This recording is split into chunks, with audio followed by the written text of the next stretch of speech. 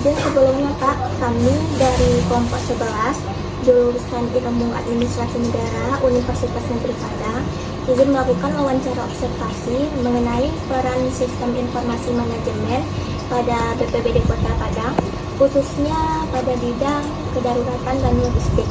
Saya Diana Marita dan teman rekan saya Audrey Amanda. Dan saya Abdul Najim. izin melakukan wawancara observasi ya Pak. Silakan. Jadi yang pertama itu mengenai pertanyaan aspek perencanaan dan pengorganisasian sistem informasi manajemen. Jadi pertanyaan pertama itu, apakah BPBD Kota Padang memiliki sistem informasi manajemen dalam bidang kedaruratan dan logistik? Jika ada, sebutkan salah satu contohnya. Ya, sama-sama kita tahu biasa BPBD kita mempunyai sistem manajemen yaitu melalui media. Itu kita dan media BPBD Kota Padang dan Instagram di Pusdalop BPBD Kota Padang.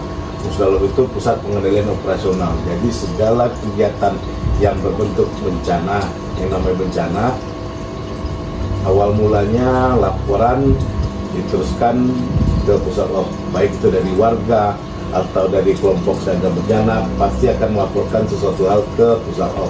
Dan Pusdalop yang akan mengarahkan untuk tim yang tergabung di dalam TCBD Kota Padang ataupun jajaran samping Pusdalop yang akan mengendalikan seluruh kegiatan yang berlangsung di lapangan. Seperti itu. Jadi saat ini kita hanya mempunyai media seperti Instagram dan grup WhatsApp juga ada terus di jajaran Kota Padang. Itu saja. Selanjutnya itu mengenai bagaimana BPBD Kota Padang merencanakan dan mengembangkan sistem informasi manajemen yang digunakan untuk mendukung dalam bidang kedaruratan dan logistik, yang mana yang telah Bapak sebutkan itu pada Pusdalop tadi ya Pak? Kita seperti hal yang biasa, jadi kita media itu sudah ada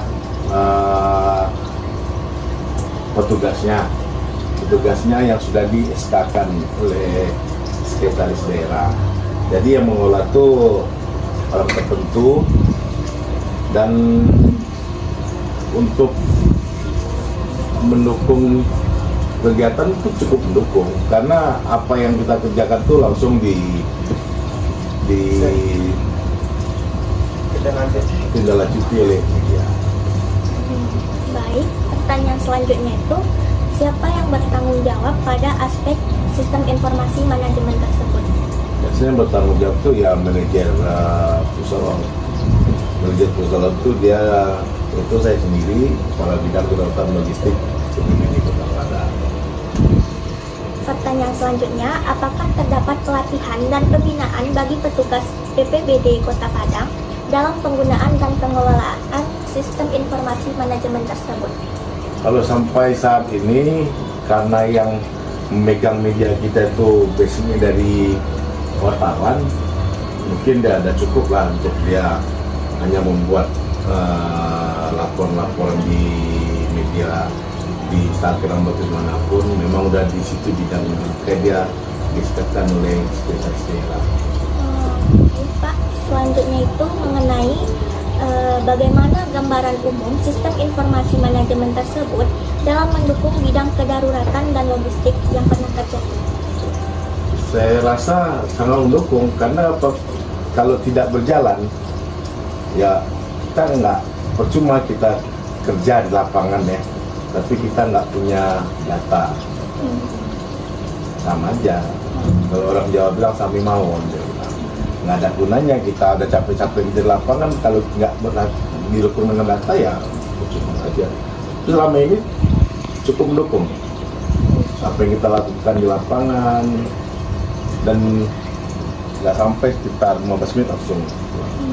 Berarti gambaran umum yang akhir-akhir ini terjadi dan disebarkan melalui media sosial itu mengenai berita apa Pak? Berita menghadapi cuaca ekstrim. Seperti saat ini dermatologi, dan apabila kasus ekstrim dengan masyarakat, kalau tidak rutin tidak usah keluar rumah. Ya, dan banyak lagi berita yang sudah bisa dipenuhi juga pengikutnya sudah hampir 12 ribuan di Instagram kita. Sudah. Berarti itu berakhir pertanyaan mengenai aspek perencanaan dan pengorganisasian sistem informasi manajemen. Iya, kasih ya. Terima kasih, Pak. Yuk. Tadi itu kan Bapak menanya tentang aspek perencanaan dan pengorganisasian SIM. Nah, sekarang ini masuk ke aspek implementasi dan pengoperasian SIM. Jadi, apa saja fungsi dan fitur SIM yang digunakan BPBD Kota Padang dalam mendukung kedaruratan dan logistik? Ya, tapi kan menurut kami kita bahwa SIM tadi itu ya berupa seperti Instagram, terus ada ditambah radio, komunikasi, WhatsApp gitu kan. Jadi fungsinya, kegunaannya itu kita prosesnya lebih cepat gitu kan. Nah, terus kita tuh mendapat informasi dari masyarakat atau dari instansi yang lain, kita proseskan dan kita teruskan ke tempatnya yang tepat. Contohnya misalnya itu longsor kan, kita tempatin nanti ke longsornya terjadi di panorama. Nah, biasanya yang mengerjakan itu kita kontak dari sistem Padang karena dia mempunyai alat berat gitu kan. Nah, terus seperti BWS, nah, misalnya terjadi banjir ini, nah, kita kontak BWS. Nah, mungkin ada yang tersembar, dia mengeluarkan alat berat itu untuk mengganti selokan banjir tersebut. Nanti dilanjutkan ke yang Ya, kita terima inputnya, kita proses apakah itu melalui persetujuan dari manajer Pusalop tadi yang merupakan kabit kesehatan dan logistik, teruskan nanti ke instansi samping kita gitu. Jadi prosesnya lebih cepat melalui radio komunikasi, WhatsApp atau telepon langsung gitu kan. Jadi sistem kita itu gitu kan. Iya, sistem kita. dia lebih mudah dan efektif dalam Ya. Terus apakah terdapat kendala dalam penggunaan SIM tersebut yang dalam mendukung bidang kedaruratan dan logistik? Ya, kendalanya mungkin ya karena di lapangan tuh kan kejadiannya kita nggak tahu tuh, tiba-tiba kencang, hujan lebat menyebabkan longsor, banjir, atau angin puting beliung menyebabkan ya macam-macam lah. Jadi kendalanya ya dari untuk pengoperasian SIM kita kadang-kadang di lapangan kita menggunakan kamera gitu kan, untuk kita berikan informasi kepada orang lapangan itu susah karena cuaca hujan atau daerah longsor kan nanti bisa jadi kita terjatuh atau apa menyebabkan alat komunikasi kita rusak atau apa, atau daerah kayak panorama itu kan sebenarnya agak susah turun dulu kita belum apa ya. Nah itu kendalanya yang tadi juga. Nah, ya. Bagaimana PPBD Kota Padang mengintegrasikan SIM yang digunakan dengan sistem informasi lain yang relevan? Contohnya informasi yang lain yang relevan gimana gitu?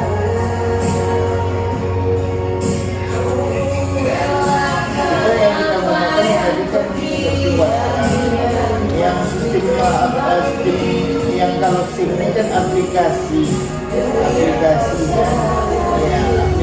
yang dibuat oleh BPBD. Kita tak punya, cuma kita ada sistem pendukung tadi itu yang seperti Instagram, WhatsApp, atau yang Facebook gitu kan. Jadi itu yang kita gunakan. Ya relevannya itu relevan untuk saat kita terjadi tadi. Tapi setelah kegiatan itu apa? Ya jarangnya langsung update begitu. Misalnya tiba-tiba datang video langsung live itu nggak ada gitu kan. Palingnya kita rekam dulu, nanti baru kita update ke Instagram berupa video. Jadi itu mengintegrasikan. Iya, relevannya di situ. Gitu. Kalau untuk memantau dan mengevaluasi kinerja SIM yang digunakan, Nah, kalau pemerintah ya tuh kita berhubungan kita dengan Kominfo. Terus kita Instagram kita terhubung oleh pimpinan daerah kita. Lalu Instagram ini terhubung dengan Pak Fadli Ahmad wali kota dan Majelis Nasir wakil wali kota. Jadi yang membantu mereka dan milih mereka gitu. Dan mereka selalu memberi respon atau respect terhadap ya kejadian kita lapangan, kita langsung foto, mereka langsung komen gitu kan. Dan ya dan dari Instagram pemerintah daerah tadi itu yang tergabung ke Solo itu ke bawahnya tuh sampai gitu ke pejabat-pejabat dinas lain. Jadi seluruh OPD tahu. Iya, memang yang kita bilang kayak siaga gini sekarang kan ada kayak posisi gitu kan. 112 itu kan ada posisi sekarang lapor main posisi kan gratis dengan pada itu dia. Jadi ada integrasi semua ya ke kita ke Solo. Posisi dia koneksi kita ke Solo. Jadi pemerintah pimpinan daerah pun ada koneksi ke kita karena dia pusat demokrasi apa dia gitu ya, pusatnya di sini gitu, tempatnya mana dia kan pusat demokrasi pusat yang punya legalnya cuma pusat. Selanjutnya Pak, apakah ada contoh kasus SIM yang berkontribusi dalam mendukung bidang kedaruratan dan logistik? Gimana tuh? Apakah ada contoh kasus sistem informasi manajemen berkontribusi dalam mendukung bidang kedaruratan dan logistik? Kedaruratan dan logistik ya. Untuk SIM-nya. Contoh SIM, kasus SIM. Ya itu sama ya tadi kalau kasus SIM gitu ya.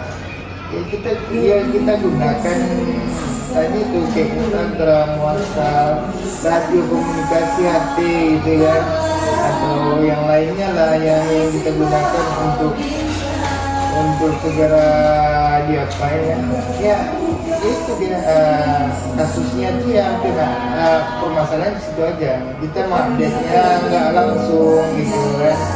Apalagi dalam cuaca ekstrim atau banyak kejadian pohon tumbang, nah mungkin kita ambil langsung gitu karena belum selesai ini udah kerja sana gitu kan. Apalagi di panorama tadi kita ada sinyal gitu kan di apa namanya yang di atasnya yang dari sebelum panorama itu Nyelawi itu kan udah payah ke atas sana ada dekat apa namanya ada tempat pendidikan tuh Taura aja tidak ada sinyal gitu kan. Sinyal apa aja tidak ada gitu, apalagi dengan dulu kita ada bentuk kasusnya yang terjadi gitu kan. Selanjutnya Pak, tentang aspek kelemahan dan cara perbaikan. Pertanyaannya, apa saja kelemahan atau kekurangan dari sistem informasi manajemen tersebut yang digunakan dalam bidang kedaruratan logistik? Apa saja kelemahan atau kekurangan dari sistem informasi tersebut yang digunakan dalam bidang kedaruratan logistik? Itu kekurangan tadi soal cara sinyal gitu kan. Tuh yang mana itu sinyal tadi itu, terus banyak kejadian kita nggak bisa langsung update karena waktu kita terlalu singkat gitu kan. Jadi butuh waktu kita gitu. Karena kita yang mengupdate foto tadi itu, atau dokumentasi tadi itu tuh adalah orang yang ke lapangan gitu. Jadi Pusalo memberikan informasi kepada orang yang ke lapangan maupun orang yang dari Depok maupun NGO itu gitu. Jadi permasalahan itu gitu. Itu kursinya ya kan. Jadi banyak itu tuh sulit untuk kita on time itu kan. Saran apa yang dapat diberikan untuk meningkatkan efektivitas dan efisiensi sistem informasi manajemen dalam mendukung bidang kedaruratan logistik? Ya, saran kita ya pertama kan kalau dari masalah yang tadi itu berarti kita itu anggota. Nah, anggota kita itu kurang. Kita ini memang jadi BPBD ini kan punya tiga cara atau tiga fungsi. Yaitu pertama adalah manajemen, pelaksana, eksekusi. Nah, kebanyakan kita di BPBD ini adalah kebanyakan tuh orangnya adalah koordinasi. Nah, kita mengkoordinasi banyak sekarang ini. Nah, jadi ya kadang kita koordinasikan kepada instansi samping, nggak ada yang ready gitu. Nah, jadi otomatis yang kita kumpul kalau kejadian 1, 2, 3 aja nggak apa-apa. Tapi kalau kejadian seperti tanggal 4 kemarin ya ada, kemarin ada 23 kejadian dan terlebih itu agak repot gitu. Iya, itu kita ya itu tadi. Sarannya menambah anggota. Iya, menambah anggota, terus ya dari segi ya kita nggak susah pula ya, karena yang kita memang memakai aplikasi SIM tadi kan seperti WhatsApp atau Instagram gitu. Paling kita belum gunakan HP gitu kan. Iya, iya, HP kita kan. HP itu kan tidak semua orang ada di lapangan. Yang ada kita aja gitu, atau instansi samping itu di KSB atau apa tuh punya HP mungkin kan. Tapi kadang-kadang orang kan di lapangan. Itu sulitnya gitu kan, kita berkomunikasi atau apa kan. Era komunikasinya secara tambang mungkin. Ya, gitulah. Alat komunikasi ya itu memang itu peralatan. Terus yang anggota kita memang BPBD itu kan karena kita kan koordinasi. Tetapi kalau koordinasi ini ya kejadiannya tuh yang kayak tadi itu orang nggak ada di lapangan, kita tuh terjun di lapangan kejar sana kejar kemari. Iya, jadi yang kewalahan ini pastilah gitu kan. Apalagi kejadiannya udah sekian kejadian kayak tadi itu sudah 23 atau apa yang belum ditambah banjir nanti lagi. Kalau sudah banjir ya sudah susah kan, harus lebih banyak anggota lagi kalau di iya itu kan. Gimana kita mau memvideokan, ditambah juga gimana kita memvideokan. Iya, HP bisa lah, HP punya sama apa di bawah itu harus HP tanah air gitu kan, peran kita kurang dengan membeli peralatannya tadi. Terakhir Pak, bagaimana BPBD Kota Padang dapat memastikan keberlanjutan dan pemilihan SIM dalam jangka panjang? Ya, tadi kita tuh harus ada peralatan tadi. Karena ya kalau aplikasi Instagram yang lain kan gratis, ya, tetapi kan anggaran untuk personnya itu kan tidak bisa kita, karena sekarang aja banyak digunakan. Karena berarti kita kurang. Terus pemerintah kan ada pula program yang lain pula sekarang, ada program unggulan seperti Dubalang gitu. Nah, jadi ya untuk Dubalang aja diambil dari instansi-instansi. Kita BPBD yang bencana, ini kan bencana ini kan tak harus gempa bumi dan tsunami aja, atau bencana yang lainnya. Ada yang bencana yang tadi kejadian gitu kan, contohnya gara-gara angin kencang menyebabkan pohon tumbang, atau angin kencang menyebabkan atap rumah terangkat, dinding gitu kan. Nah, itu kan salah satu kejadian gitu kan. Atau gara-gara hujan lebat, arus besar menyebabkan banjir, atau gara-gara arus gelombang besar, orang mandi bisa tenggelam gitu kan. itu merupakan salah satu tupoksi kita di BPD kan, adalah koordinasi ya. Kalau dia anggota kita kurang, gimana kita koordinasi menggunakan koordinasi tadi itu ya. Kalau saat mereka sibuk juga, orang staffnya atau masyarakat, itu otomatis kita yang tunggal tinggi begitu di lapangan ya. Tapi kan ya makanya nggak bisa ketika semuanya. Makanya ya kalau misalnya pohon tumbang terjadi di rumah, bukan di jalan ya, dibiarin aja dulu, ditambahkan yang menghambat akses jalan. Karena kalau sudah ya contohnya begini, pohon tumbang tuh jalan ke Bungus kan, ya kan, jalan ke Bungus nih, pas di jalan Kapten itu pohon tumbang lagi, ya. Itu yang harus kita siapkan tuh. Kenapa? Bukan itu intinya. Kalau jangan buat untuk jatuh, mungkin longsor ada nggak?